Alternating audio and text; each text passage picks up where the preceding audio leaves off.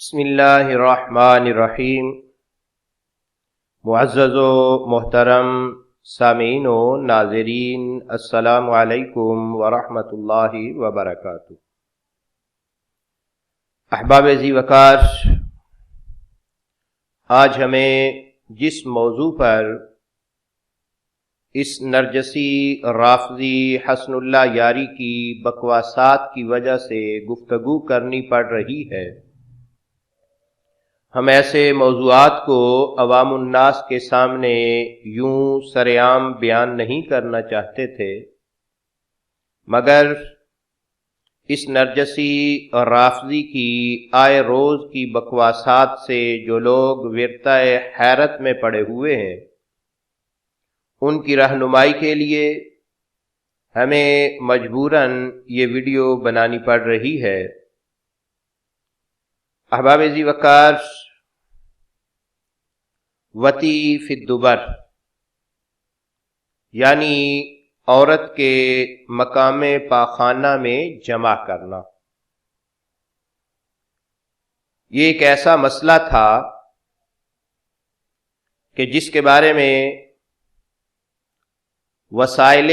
شیعہ کی روایت کے مطابق حضرت سیدنا علی المرتضی رضی اللہ تعالی عنہ سے جب سوال کیا گیا تو آپ رضی اللہ تعالی عنہ نے فرمایا کہ تو نے بہت ہی پست بات کی ہے، گھٹیا بات کی ہے،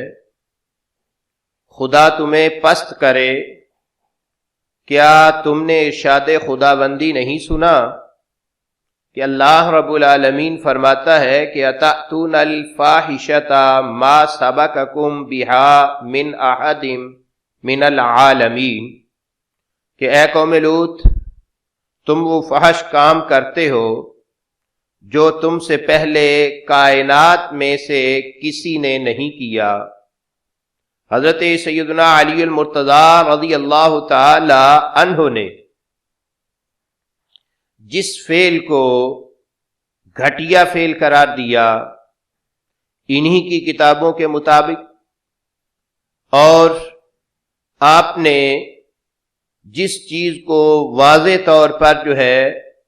وہ گھٹیا اور برائی قرار دیا، اسی کے بارے میں یہ دعوی محبت اہل بیت کرنے والے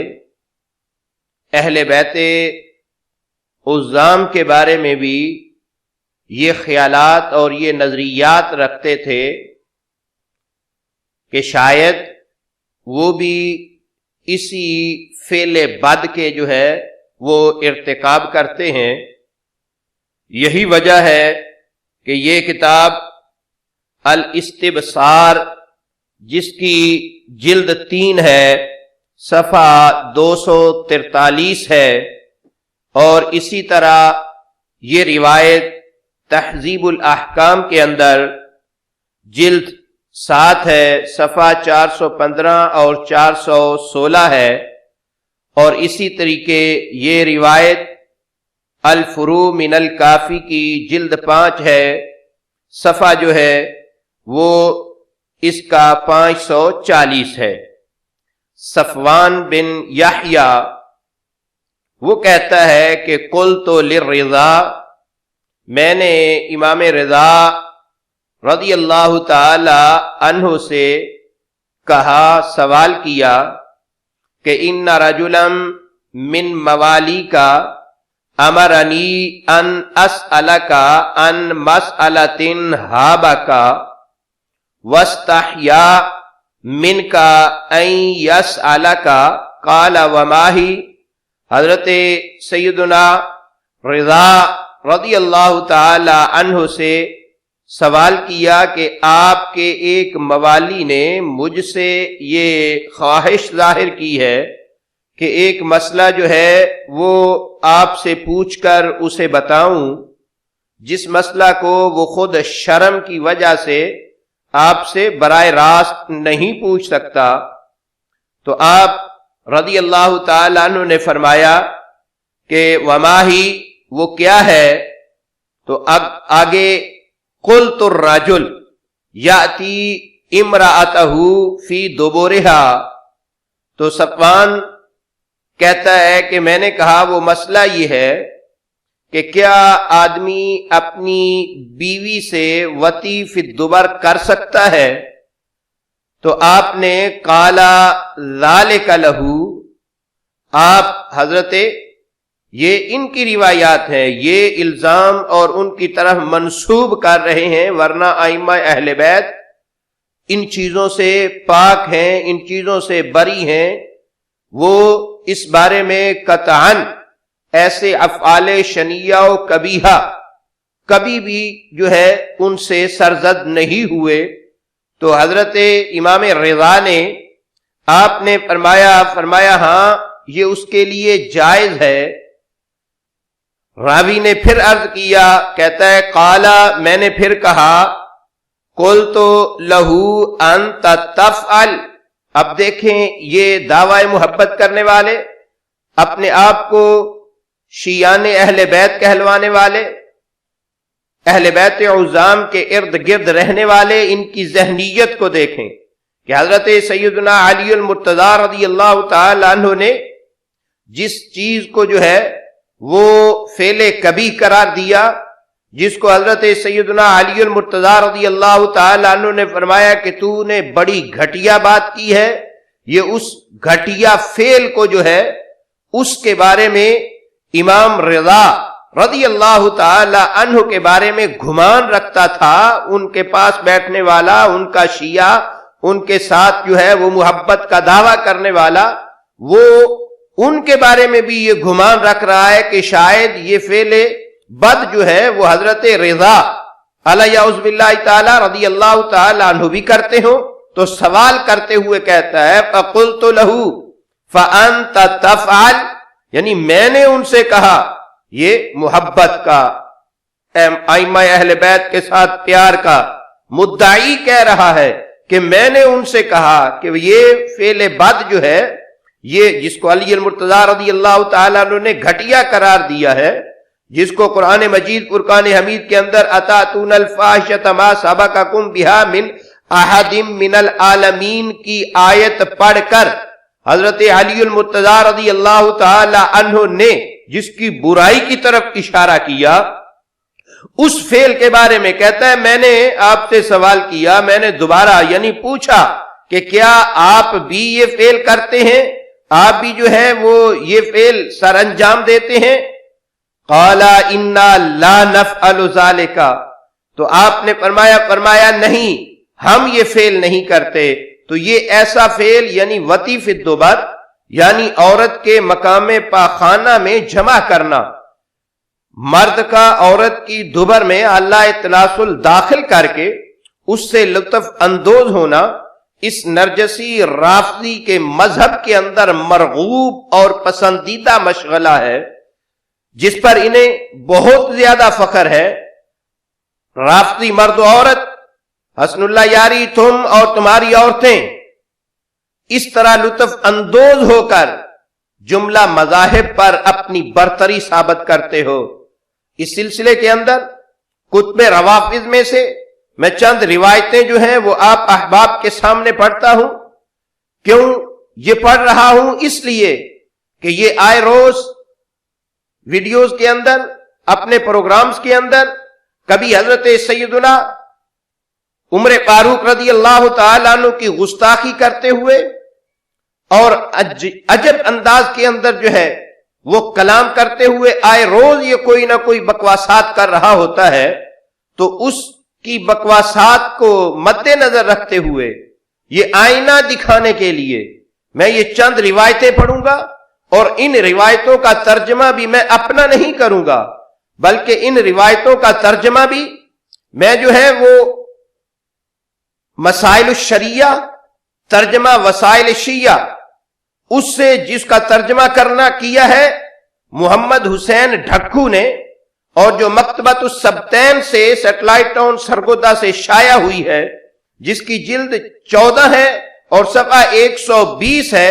اس سے میں جو ہے وہ چند روایتوں کا ترجمہ آپ کے سامنے رکھوں گا پہلے میں عربی روایتیں پڑھتا ہوں، ذرا غور و فکر کرے یہ نرجسی کہ تم لوگ تو وہ ہو جنہوں نے اس بارے میں ائمہ اہل بیت کی بھی توہینیں کی ہیں، تم لوگ تو وہ ہو کہ حضرت علی المرتضیٰ رضی اللہ تعالیٰ عنہ نے قرآن کی آیت پڑھ کر جس فعل کو جو ہے وہ گھٹیا فعل قرار دیا تھا، تم تو اس فعل کے لیے ائمہ کی طرف منسوب اقوال کر کے اس برائی کے اندر جو ہے وہ لت پت ہو چکے ہو۔ حضرت سیدنا ابو عبداللہ رضی اللہ تعالیٰ عنہ سے سوال کیا جا رہا ہے، یہ کتاب ہے الاستبصار، اور اس کے علاوہ اسی چیز کو، اسی روایت کو جو ہے وہ تہذیب الاحکام کے اندر جلد نمبر 7 صفحہ نمبر جو ہے وہ اس کا 414 کے اندر اس روایت کو بیان کیا۔ تفصیل وسائل شیعہ کی جلد 20 کے اندر صفحہ 146 کے اندر یہ روایت موجود ہے کہ عبداللہ بن ابی یافور یہ کہتا ہے کہ سألت ابا عبداللہ، کہ میں نے حضرت سیدنا ابو عبداللہ رضی اللہ تعالی عنہ سے سوال کیا، ان الرجل یأتی المرأة فی دبرها، میں نے سوال کیا یعنی پہلے میں عربی اس کی ساری پڑھ دیتا ہوں، عربی پڑھنے کے بعد جو ہے پھر میں ترجمہ ڈھکو کا جو ہے وہ آپ کے سامنے پیش کرتا ہوں۔ تو روایت کے اندر کہہ رہا ہے، کہتا ہے کہ سألت ابا عبداللہ ان الرجل یأتی المرأة فی دبرها قال لا بأس اذا رضیت، قلت فأين قول الله عز وجل فأتوهن من حيث أمركم الله قال هذا في طلب الولد فاطلبوا الولد من حيث أمركم الله إن الله تعالى يقول نساؤكم حرث لكم فأتوا حرثكم أنّا شئتم۔ یہ روایت جیسا کہ میں نے عرض کیا کہ الاستبصار کی بھی جلد نمبر 3 صفحہ 243 کے اوپر موجود ہے۔ یہ الاستبصار بھی صحاح اربع میں سے، تہذیب الاحکام بھی صحاح اربع میں سے، اور اصول یعنی جو ہے اس کے اندر یہ روایت ہے، اور اس کا ترجمہ کرتے ہوئے ڈھکو کہتا ہے کہ عبداللہ بن ابی یافور نے بیان کیا کہ میں نے حضرت امام جعفر صادق رضی اللہ تعالیٰ عنہ علیہ السلام سے سوال کیا، کیا شوہر جو ہے وہ اپنی بیوی سے وطی فی الدبر کر سکتا ہے؟ فرمایا اگر بیوی راضی ہو تو کوئی حرج نہیں ہے۔ یہ راویوں کا یہ انتساب منسوب کر رہے ہیں اہل بیت کی طرف کہ انہوں نے اس برے فعل کی جو ہے وہ اجازت دی ہے۔ اور آگے کہتا ہے میں نے عرض کیا پھر خدا کا فرمان جو ہے یہ کدھر، پھر خدا کا یہ فرمان کدھر جائے گا کہ فَأْتُوهُنَّ مِنْ حَيْثُ أَمَرَكُمُ اللَّهُ، سورہ بقرہ کی آیہ کریمہ 222 ہے کہ اپنی زوجاؤں کے پاس ادھر سے جاؤ جہاں سے خدا نے حکم دیا ہے۔ فرمایا یہ طلب اولاد کے لیے ہے کہ جب اولاد کی خواہش ہو تو پھر ادھر سے جاؤ جدھر سے خدا نے حکم دیا ہے، ورنہ عام حالت کے اندر نساؤکم حرث لکم فأتوا حرثکم انا شئتم، پھر یعنی آیہ کریمہ پڑھ کے جو ہے اس سے اس فعل کا جو جواز ہے ان کی طرف منسوب کیا جا رہا ہے۔ اور اسی طریقے دوسری روایت جو ہے وہ بھی الاستبصار کی جلد نمبر 3 صفحہ نمبر 243 کے اوپر، وسائل شیعہ کی جلد 20 صفحہ 146 کے اوپر، اور اسی طریقے جو ہے وہ یہ روایت جو ہے وہ تہذیب الاحکام کی جلد نمبر 7 صفحہ نمبر جو ہے وہ 415 کے اوپر موجود ہے کہ راوی کہتا ہے سألت ابا الحسن الرضا ان ایتا رجل المرأة من خلقها فقال احلتها آیت من کتاب اللہ عز وجل قول لوط هؤلاء بناتی ہن اطہر لکم وقد علم انہم لا یریدون الفتح۔ اور یہ دیکھیں انتساب ائمہ کی طرف، یہ بار بار جو اس کو یہ دبر یہ کر رہا ہے نا، اس کا سبب یہ چیزیں انہوں نے ائمہ اہل بیت کی طرف ایسی غلیظ باتیں جو ہے وہ منسوب کر کے اپنی خواہشات نفسانی جو ہے اس کو پورا کرنے کے لیے یہ روایتیں گھڑی گئی، اور گھڑنے والوں کے افعال وہ بھی انشاءاللہ العزیز میں کسی وقت جو ہے وہ اس بارے میں تفصیل سے جو ہے وہ بیان کروں گا۔ تو بہرحال یہ سألت ابا الحسن الرضا، یعنی ابو الحسن رضا سے، امام علی رضا سے جو ہے وہ سوال کر رہا ہے راوی، اور کہتا کیا ہے؟ ان ایتان الرجل للمرأة من خلفها، کیا آدمی بیوی سے وطی فی الدبر کر سکتا ہے؟ فقال احلتها آیت من کتاب اللہ، تو امام کی طرف منسوب کرتے ہوئے کہ امام نے فرمایا قرآن کی ایک آیت نے اسے حلال قرار دیا ہے۔ الیعوذ باللہ تعالی، اس حسن اللہ یاری کو شرم آنی چاہیے کہ یہ جس فعل کی وجہ سے حضرت سیدنا عمر فاروق رضی اللہ تعالیٰ عنہ کی جو ہے وہ تضحیق و توہین کرتے ہوئے اور اپنے عجب انداز جو ہے وہ اپنے سامعین کے سامنے رکھ کر اس سے توہین اور تضحیق کرنی چاہتا ہے، اسی کو ذرا دیکھ تو صحیح کہ تیری کتابوں کے اندر ان افعال کے جواز کے لیے جو ہے وہ ائمہ سے گواہیاں ثابت کر رہے ہیں۔ تو کیا کہا آپ نے؟ فرمایا کہ قرآن کی ایک آیت نے اسے حلال قرار دیا ہے، نعوذ باللہ من ذالک، جو کہ جناب لوط کا قول ہے۔ کیا ان سا کہ ہؤلاء بناتی ہن اطہر لکم، کہ یہ میری بیٹیاں موجود ہیں، یہ تمہارے لیے زیادہ پاکیزہ ہیں، جبکہ وقد علم انہم لا یریدون الفرج، جبکہ انہیں علم تھا، یعنی حضرت لوط علیہ السلام کو علم تھا کہ قوم والے عورت کی اگلی شرمگاہ نہیں چاہتے، وہ فطری طریقہ جو ہے وہ نہیں چاہتے۔ دیکھیں اس کے اندر ایک تو حضرت علی رضا کی طرف اس کے جواز اور قرآن کی آیت سے استدلال جو ہے وہ منسوب کیا گیا، پھر اللہ کے نبی حضرت سیدنا لوط علیہ السلام علیہ اعوذ باللہ تعالی کہ وہ فعل جس کو قرآن نے حرام قرار دیا، جس کے سبب ان کے اوپر جو ہے وہ اللہ کا عذاب نازل ہوا، تو کیا حضرت لوط علیہ السلام اس فعل کے اندر علیہ اعوذ باللہ تعالی ان کے معاون بن رہے تھے؟ ذرا غور کر، یہ پھر تیسری روایت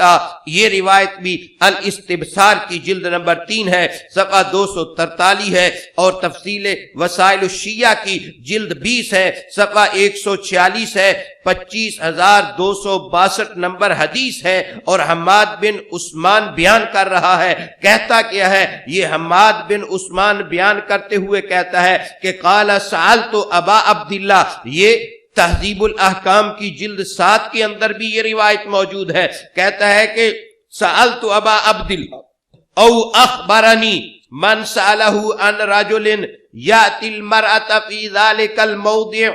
وفی البیت جماعہ۔ ذرا غور کرنا کہ اپنی خواہشات کی تکمیل کے لیے یہ کیسی امام کی طرف منسوب روایت کی جا رہی ہے اور کس انداز میں کی جا رہی ہے، ذرا غور کرنا۔ کہتا ہے کہ یہ ترجمہ ڈھکو جو کر رہا ہے، کہتا ہے کہ امام جعفر صادق علیہ السلام سے یہ سوال اس وقت کیا گیا جبکہ گھر کے اندر مختلف خیال کے لوگ، مختلف الخیال لوگوں کی ایک جماعت موجود تھی۔ کہتا ہے کہ سوال کیا تھا؟ سألہ ان رجل یاتی المرأة فی ذالک الموضع وفی البیت جماعہ، آیا مرد عورت سے وطی فی الدبر کر سکتا ہے؟ تو امام نے بلند آواز سے جواب دیا، کیا؟ فقال لی ورفع صوتہ، امام نے مجھ سے فرمایا، یہ رافضی راوی کہہ رہا ہے امام کی طرف منسوب کرتے ہوئے، کہتا ہے کہ امام نے مجھ سے جو ہے وہ بلند آواز سے جواب دیا، یعنی مجھے میرے سوال پر بلند آواز سے جواب دیا، اور جواب کیا دیا؟ فقال رسول اللہ صلی اللہ علیہ وسلم من کلف مملوکہ ما لا یطیق فَلْيَبِعْهُ ثُمَّ نَظَرَ فِي وُجُوهِ أَهْلِ الْبَيْتِ ثُمَّ أَصْغَى إِلَيَّ فَقَالَ لَا بَأْسَ بِهِ۔ یہ ڈھکو کہتا ہے کہ امام نے بلند آواز میں جواب دیا کہ رسول خدا صلی اللہ تعالی وسلم نے فرمایا کہ جو شخص اپنے نوکر کو اس کی برداشت سے زیادہ جو ہے کی تکلیف دے تو پھر اس کی مدد کرے۔ یہ فرما کر امام نے، اب دیکھو یہ امام حق کو چھپا رہے ہیں، جماعت بیٹھی ہے تو مسئلہ امام یہ منسوب کیا جا رہا ہے ائمہ کی طرف، ورنہ وہ تو لومۃ لائم کی مثالیں تھیں، وہ تو ہر چیز جو ہے وہ بیان کرتے ہوئے کسی کا خوف اور کسی کا ڈر نہیں رکھتے تھے۔ یہ اپنی خواہشات نفسانی کو پورا کرنے کے لیے ائمہ کی طرف منسوب افعال قبیح کر کے جو ہے وہ کیا جا رہا ہے۔ کہتا ہے کہ پھر یعنی امام نے یہ فرما کر حاضرین کے چہروں پر نگاہ کی اور میری طرف جو ہے وہ متوجہ ہو کر آہستہ سے فرمایا، یہ تقیہ ائمہ کی طرف، ان کو مسئلہ بتاتے ہوئے لوگوں کے سامنے کس چیز کا خوف تھا؟ وہ اللہ کا خوف کرنے والے، اللہ کی رضا کے لیے اللہ رب العالمین کا خوف کرنے والے دنیا سے خاک ڈریں گے، لیکن یہ اس روایت کے اندر ان کو دنیا سے ڈرنے والا بھی بنا دیا۔ یہ توہین نہیں تو کیا ہے؟ تو کہتا ہے کہ امام نے میری طرف جو ہے وہ چہرہ کر کے متوجہ ہو کر آہستہ سے کہا کہ اس میں کوئی حرج نہیں، یعنی حرام نہیں ہے یہ دیکھو یہ تمہارا، تو جب تمہارے نزدیک وہ اصول کی کتابوں کے اندر تمہارے مذہب کے اندر یہ حرام نہیں ہے تو پھر ایسے فعل پر جو ہے اپنی ذہنیت کے مطابق، حالانکہ وہ نہیں ہے، میں آگے انشاءاللہ عرض کرتا ہوں، تو ایسے فعل کے متعلق تو توہین اور تضحیک اگر کر رہا ہے تو یہ کن کی کر رہا ہے؟ منسوب خود ائمہ کی طرف تم لوگوں نے کیے، اب اسی کی توہین اور تضحیک کر رہا ہے اپنی گندی ذہنیت کے مطابق۔ تو سن آگے روایت، پھر سن یہ روایت بھی الاستبصار کی جلد 3 صفحہ 243 کے اوپر، وسائل شیعہ کے اندر جلد 20 صفحہ 147 کے اوپر 25,265 نمبر روایت ہے، اور یہی روایت جو ہے وہ اس کے اندر تہذیب الاحکام کی جلد 7 کے اندر صفحہ جو ہے وہ 414 کے اوپر موجود ہے کہ راوی کیا کہہ رہا ہے؟ راوی کہتا ہے سألت ابا عبد اللہ ان رجل یاتی اہلہ من خلفہا، کہ کیا میں نے سوال کیا ابو عبداللہ سے، ان رجل یاتی اہلہ من خلفہا، کہ اگر آدمی کوئی اپنی بیوی کے پچھلی طرف سے آ جائے یعنی وطیف دبر کر لے تو اس کے بارے میں قالا، تو امام کیا کہہ رہے ہیں؟ یہ تمہاری کتاب کہہ رہی ہے، ہوا احد المعتیین فیہ الغسل، کہ امام نے یہ کہا کہ وہ 2 راستوں میں سے ایک راستہ ہے، اس پر غسل ہے، یہ تمہاری کتاب ہے۔ اب ایک روایت اور سنو، ایک روایت اس کو بھی الاستبصار کی جلد 3 کے اوپر صفحہ 243 کے اوپر، وسائل شیعہ جلد 20 صفحہ 147 کے اوپر 25,266 نمبر روایت کے تحت اس کو بھی جو ہے وہ بیان کیا گیا، اور یہی روایت جو ہے وہ تہذیب الاحکام کے اندر جو ہے اس کی جلد 7 ہے، صفحہ اس کا 460 ہے اس کے اوپر، اور الاستبصار کی جلد 3 ہے صفحہ 244 ہے، اس کے اندر جو ہے وہ روایت کرنے والا یونس بن عمار ہے، وہ کہتا ہے قال قلت لأبي عبد الله او لأبي الحسن انی ربما اتیت الجاریة من خلفها یعنی دبرها ونظرت فجعلت على نفسی ان عدت الى امرأة هكذا فعلی صدقة درہم وقد ثقل ذلك علی قال لیس علیک شیء وذلك لک۔ یہ یونس بن عمار کیا کہہ رہا ہے؟ ڈھکو صاحب کہتے ہیں کہ وہ کہتا ہے کہ میں نے حضرت امام جعفر صادق رضی اللہ تعالیٰ عنہ سے یا حضرت امام موسیٰ کاظم رضی اللہ تعالیٰ عنہ یعنی علیہ السلام کی خدمت میں عرض کیا کہ میں بعض اوقات اپنی کنیز کے ساتھ وطیف الدبر کر لیا کرتا تھا۔ یہ مشغلہ تھا ان لوگوں کا، یہ رافضیت جو ائمہ کے ارد گرد تھی، جنہوں نے یہ افعال ائمہ کی طرف جن افعال کے جواز کو منسوب کیا، یہ ان لوگوں کا مشغلہ تھا اور یہ ان کا مرغوب مشغلہ تھا۔ تو جو خود مرغوب مشغلہ تھا، اب اسی کو جو ہے وہ آڑ بنا کر جو ہے وہ توہین اور تضحیق کا لہجہ یہ حسن اللہ یاری جیسا نرجسی جو ہے وہ اپنا کر بکواسات کر رہا ہے۔ تو کیا کہتا ہے؟ کہتا ہے کہ میں نے کہا کہ بعض اوقات اپنی کنیز کے ساتھ میں وطیف الدبر کر لیا کرتا تھا، مگر میں نے منت مانی کہ اگر پھر ایسا کیا تو 1 درہم ادا کروں گا، مگر یہ بات اب مجھ پر گراں گزر رہی ہے۔ یعنی اب دیکھو یہ بات اب مجھ پر جو ہے وہ گراں گزر رہی ہے کہ اب مشکل ہے، میں درہم نہیں دے سکتا، یہ عادت لت پڑی ہوئی ہے، یہ مجھے ذائقہ اور چسکا جو لگا ہوا ہے اس سے میں جو ہے وہ نہیں باز آ سکتا۔ تو یہ مقصد یہی اس کا کہ یہ اب میرے اوپر گراں ہے کہ روزانہ کا یا جو جب بھی کروں تو 1 درہم صدقہ دینا پڑ جائے، یہ اب جو ہے گراں گزر رہی ہے۔ تو آپ نے فرمایا اب امام کی طرف کیا منسوب کر رہا ہے؟ اپنا فعل بد امام کی طرف منسوب کر کے نہ صرف امام کی توہین کر رہا ہے بلکہ امام پر بہتان عظیم بھی باندھ رہا ہے۔ اصل میں یہ ایسے لوگ تھے جن کو یہ فعل کبھی کرنے میں خود جو ہے وہ مزہ آتا تھا، اور اسی مزے کی وجہ سے ائمہ کی طرف انہوں نے یہ غلط باتیں منسوب کر دیں، اور ائمہ کی طرف ان باتوں کا انتساب کر کے ائمہ کی جو ہے وہ توہین اور ائمہ کی گستاخی کے مرتکب یہ قرار پائے۔ تو کہتا ہے کہ جب میں نے یہ کہا تو آپ نے فرمایا جائز ہے اور تم پر کچھ بھی نہیں ہے، یہ ہے تمہارے مسلک کی کتابیں، یہ ہے تمہارے رافضی مذہب کی اصول 4 کی روایات، جس بنیاد پر تم تمسخر اور تضحیک توہین امیز انداز اختیار کر کے حضرت سیدنا عمر فاروق رضی اللہ تعالیٰ عنہ کی ذات کو نشانہ بنا رہے ہو۔ ذرا پہلے اپنے گھر کو دیکھ لینا تھا کہ تم لوگوں کے گھر کے اندر کیا ہے، اور تمہارے یہ سپوت جو ہیں جن کے اوپر رافضیت کا یہ معاملہ کھڑا ہوا ہے ان کی حرکتیں کیا ہیں، وہ بھی ایک میں آگے عرض کرتا ہوں۔ تو یہی نہیں بلکہ اپنی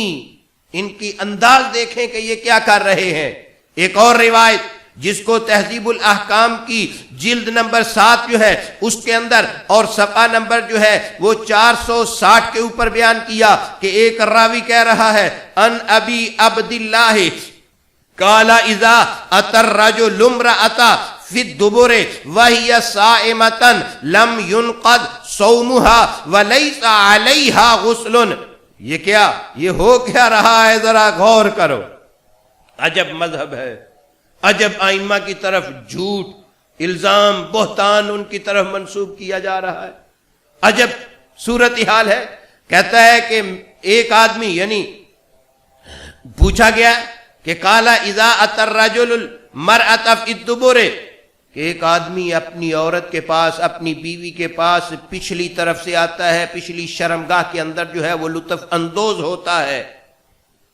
پاخانہ والا مقام جو ہے اس کو استعمال کرتا ہے، تو وَهِيَ صَائِمَةٌ، اور وہ جو ہے وہ روزے سے ہوتی ہے۔ تو امام آگے سے کیا، یہ منسوب چیزیں کیا کہہ رہا ہے؟ کہتا ہے لم ينقض صومها، تو امام نے یہ کہا کہ اس کا روزہ نہیں ٹوٹا، وَلَيْسَ عَلَيْهَا غُسْلٌ، اور اس پر جو ہے وہ غسل بھی نہیں ہے۔ یہ کیا چیزیں ہیں، یہ کیا بیان ہو رہا ہے؟ حسن اللہ نرجسی رافضی، لگتا ہے تمہیں اور تمہاری عورتوں کو یہ چسکا لگ چکا ہے، تم اور تمہاری عورتیں رمضان میں بھی خوب جو ہے وہ روزہ ٹوٹنے اور غسل فرض ہونے کے خوف سے بے نیاز ہو کر جو ہے وہ دوبر زنی کرتے اور کرواتے ہوگے۔ چسکا تمہیں اور تمہاری عورتوں کو، مگر اعتراض تم اہل سنت و جماعت پر کر رہے ہو۔ شرم آنی چاہیے تمہیں۔ انگریزوں نے بھی شاید تمہاری دیکھا دیکھی یہ فعل بد شروع کیا ہو، ورنہ ان کے مذہب میں بھی یہ جائز تو نہیں ہے، اور ان میں بھی با اخلاق لوگ جو ہیں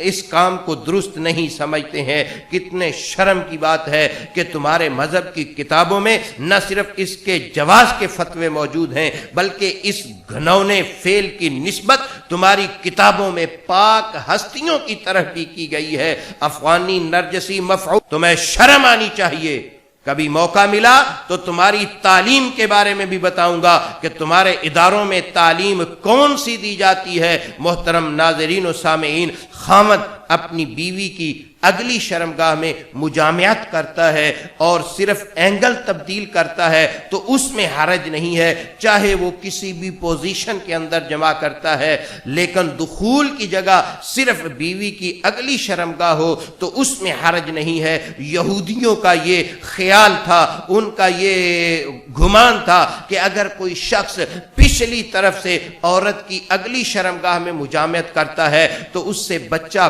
بھینگا پیدا ہوتا ہے. اس زمانے میں اس تاثر کی وجہ سے عموماً لوگ ایسا کرنے سے بھی گریز کرتے تھے، لیکن تعلیم اسلام نے یہودیوں کے اس نظریہ کی بھی تردید کر دی. جیسے کتب شیعہ میں بھی اس بارے میں روایات بکثرت موجود ہیں. ایک روایت حضرت امام جعفر صادق سے جو منقول ہے، بہار الانوار کے اندر جلد 101 ہے، صفحہ جو ہے وہ 28 ہے، اس کے اندر یہ روایت موجود ہے. کیا روایت ہے کہ حضرت امام جعفر صادق رضی اللہ تعالیٰ عنہ سے من قدامها ومن خلفها بالقبل،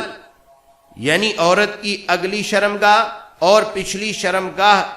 پچھلی طرف سے اگلی شرمگاہ میں جمع کیا جا سکتا ہے. تو اسی طریقے ایک روایت اور ملاحظہ کریں. یہ جو بات ہے کہ یہودیوں والا، یہ میرے پیش نظر اس وقت جو ہے وہ یہ کتاب ہے تہذیب الاحکام، جلد کی جلد 7 ہے، صفحہ 415 ہے. اس کے اوپر حضرت قال ابو الحسن ای شیء یقولون فی ایتاء النساء فی اعجازہن قلت انہ بلغنی ان اہل المدینۃ لا یرون بہ بأسا فقال ان اليهود كانت تقول اذا اتى الرجل المرأة في خلقها خرج الولد احول فانزل الله عز وجل نساؤكم حرث لكم فاتوا حرثكم ان شئتم من خلف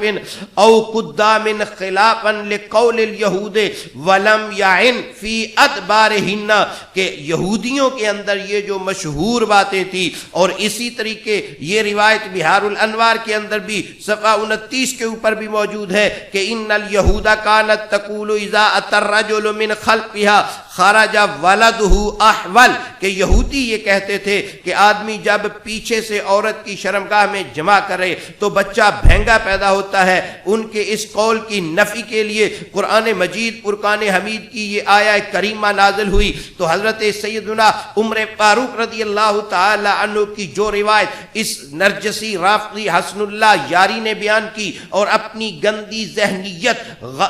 سے جو ہے وہ غلط مقصد جو ہے وہ بیان کیا، اس کا مقصد بھی یہی ہے کہ مقام ممنوع یعنی عورت کی پچھلی شرمگاہ میں جمع کرنا مراد نہیں، اور نہ ہی اس روایت میں ایسا کوئی لفظ موجود ہے. اپنی طرف سے گندے معنی کا جامع جو ہے اس نرجسی رافضی جو ہے گندی ذہنیت کی ایجاد ہے. بے حیا بے شرم نرجسی رافضی، تم نے کتب لغت کا مطالعہ بھی نہیں کیا اور نہ ہی تم لغت عرب سے واقف ہو. جیسا کہ میں نے اپنی سابقہ ویڈیو کے اندر بھی بتایا تھا، تم دعوے تو بڑے بڑے کرتے ہو لیکن پہلے نمبر کے جاہل ہو، تمہیں عربی لغت کا بھی علم نہیں ہے. تو حضرت سیدنا عمر فاروق رضی اللہ تعالی عنہ کی طرف جو روایت جس کو پڑھ کر تم نے جو ہے ان کی شان میں گستاخی کا ارتکاب کیا، اس روایت کے اندر جو ہے وہ لفظ حولت رحلی البارحہ. ابن حنبل نے عبداللہ بن عباس سے جاء عمر بن خطاب الى رسول اللہ صلی اللہ علیہ وسلم یا رسول اللہ ہلکت، قال ما الذي اهلكك؟ یا رسول اللہ میں ہلاک ہو گیا، میں جو بڑا ذلیل ہو گیا، میں ہلاک ہو گیا، میں جہنمی بن گیا. قال ما الذي اهلكك؟ رسول اللہ صلی اللہ علیہ وسلم نے عمر سے کہا کہ کیا ہوا ہے، تجھے کس بات نے ہلاک کیا؟ قال حولت رحلی البارحہ، کیا کہتا ہے میں نے اپنا زین بدل دیا. اور زین بدل دی وہ کس بات کی طرف اشارہ کر رہا تھا؟ اس نے عمر نے اپنی بیوی کو جو ہے نا پیچھے سے لگا تھا. اس نے اس کا کیا معنی ہے؟ لسان العرب، یہ لسان العرب ہے جس کی جلد نمبر 11 ہے، صفحہ 279 ہے، دار صادر بیروت سے یہ شائع شدہ ہے. تو اس کے اندر کیا ہے؟ وفی حدیث عمر قال یا رسول اللہ صلی اللہ علیہ وسلم حولت رحلی البارحہ. کنا برحلہ عن زوجتہ اراد بہ غشیانہا فی قبولها من جہت ظہرها لأن المجامع یعلو المرأة ویرکبها مما یلی وجہها فحیث راکبها من جہت ظہرها کنا عنہ بتحویل رحلہ. یہ لغت کی کتابوں کو اگر تم نے دیکھا ہوتا یا لغت سے تو آگاہ ہوتا تو کبھی بھی ایسی جسارت نہ کرتا. اس حدیث عمر فاروق رضی اللہ تعالیٰ عنہ کے اندر جو یہ الفاظ آئے ہیں کہ حولت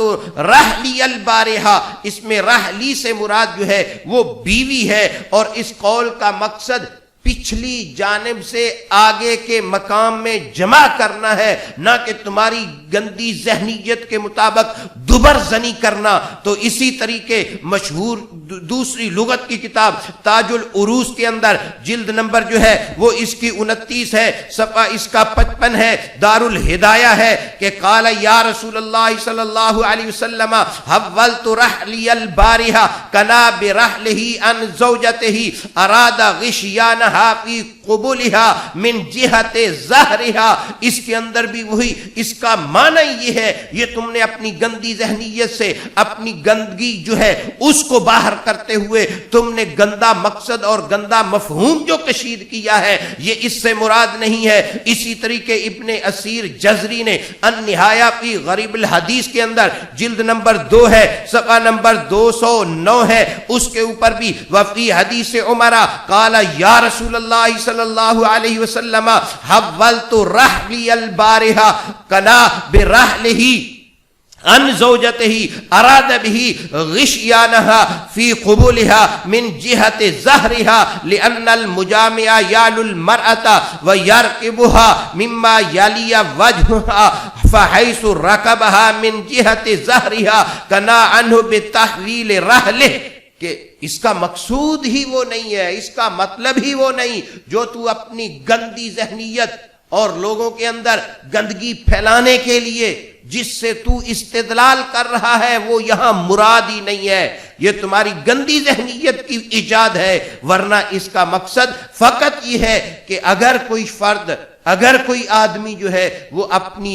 زوجہ، اپنی بیوی کے ساتھ جو ہے وہ مقام وہی فطری جو ہے اس فطری مقام کے اندر جو ہے وہ لطف اندوز ہوتا ہے، تو عورت کی سائڈ اگر آگے سے ہو یا پیچھے سے ہو لیکن محل وہی استعمال کرتا ہے تو اس سے مراد وہ ہے، نہ کہ تو نے جو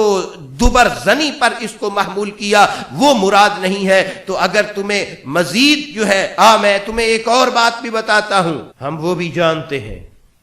جو محمد بن نصیر کرتا تھا، جو کرواتا تھا.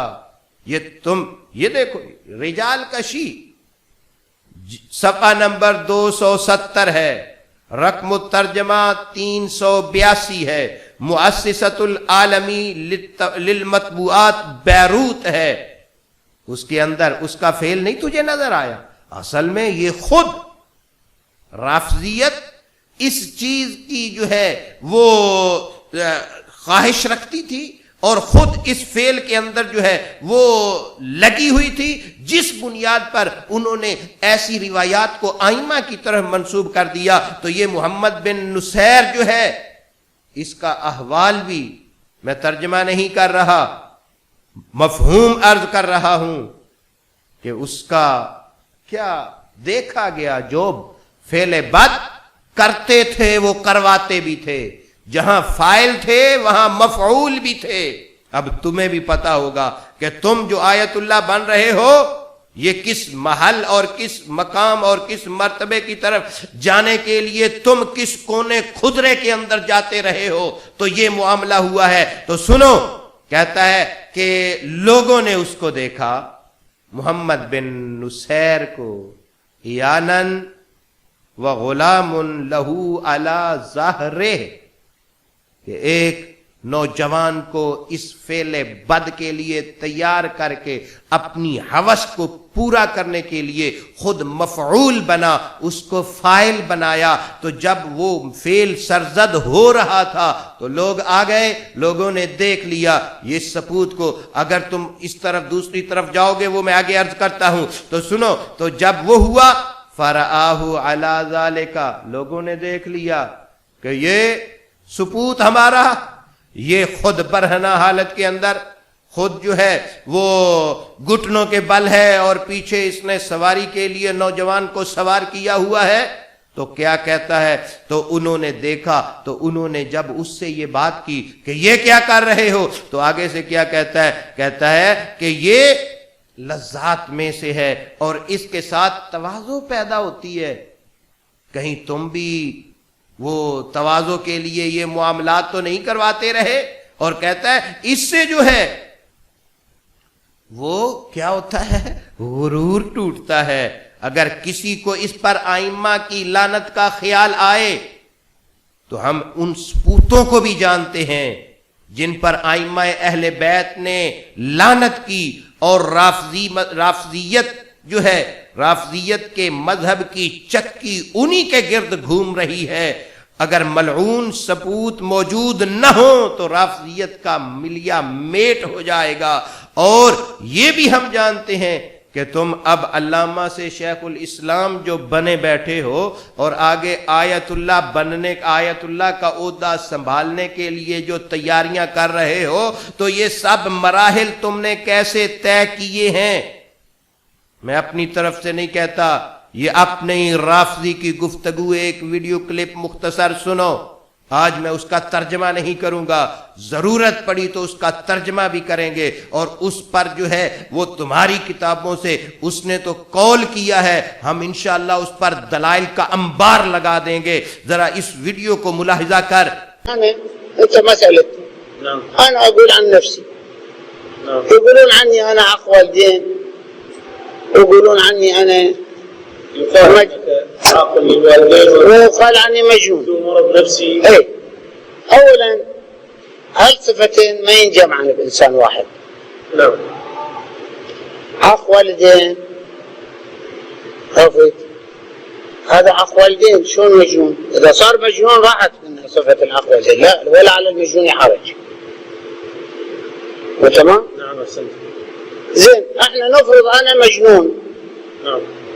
فولا عليه حرج. اذا اقول فلان بنت الشكل، هو الشكل كان موضوع. نعم. جناب السيد اللي اخذت عمامته بالامانه هسه يقول لي تجيب اسبعهم.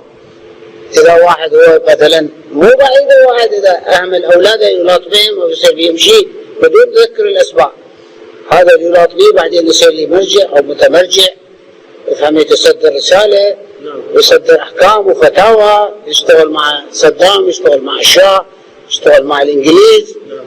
زين اني من اجيب جی تو معزز و محترم سامعین و ناظرین، مذکورہ بالا حوالوں سے ثابت ہوا کہ روایت کے الفاظ حولت رحلی البارحہ کا ترجمہ غیر فطری عمل کرنا نہیں ہے، بلکہ عورت سے قربت کا فطری طریقہ اختیار کرنا ہے۔ نرجسی رافضی مفعول حسن اللہ یاری نے حضرت سیدنا عمر فاروق رضی اللہ تعالیٰ عنہ پر گھناؤنا الزام اپنی گندی ذہنیت سے لگایا ہے، جو ہم سے اپنے آپ کو مفعول کہلوانے اور عوام الناس کے سامنے اپنی حقیقت جو ہے اس کو کھلوانے کا موقع فراہم کیا ہے۔ ابھی ہم ان